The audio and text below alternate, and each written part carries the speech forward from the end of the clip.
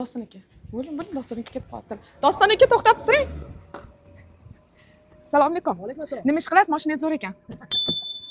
Bu savolni hali boshqa ukamiz berardi-yu, qani u Doston degan adashim bor edi mana, to'g'rimi? Hozirchalik, vaqtinchalik men olib boryapman.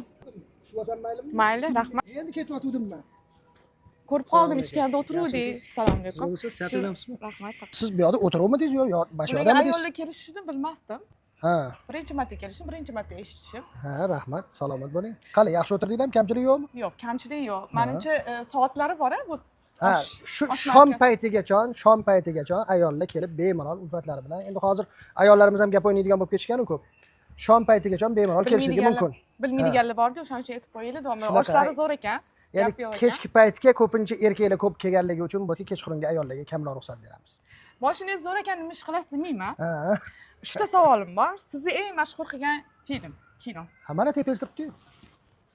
O'sha Tangali bolalar filmiga asoslanib mana choyxonamizni ham Tangali choyxona deb ochdik.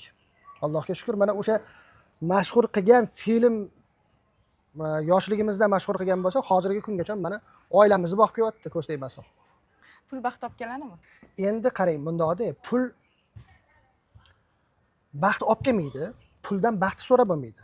Baxtni hamma biladi kimdan so'rash kerakligini. Lekin baxtli hayot kechirish uchun nima deydi?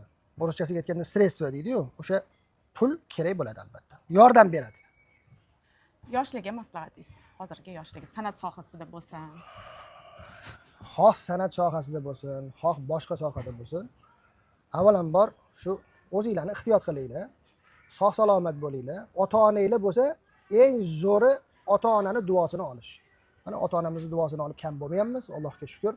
Sizlar ham ota-onani duosini olsanglar, yonlarida bo'lsanglar har doim, Xudo xolasa hech qachon kam bo'lmaysizlar. Yurtimiz tinch bo'lsin. Hozir ko'ryapsiz, mana hamma yoq to'polon, janjal.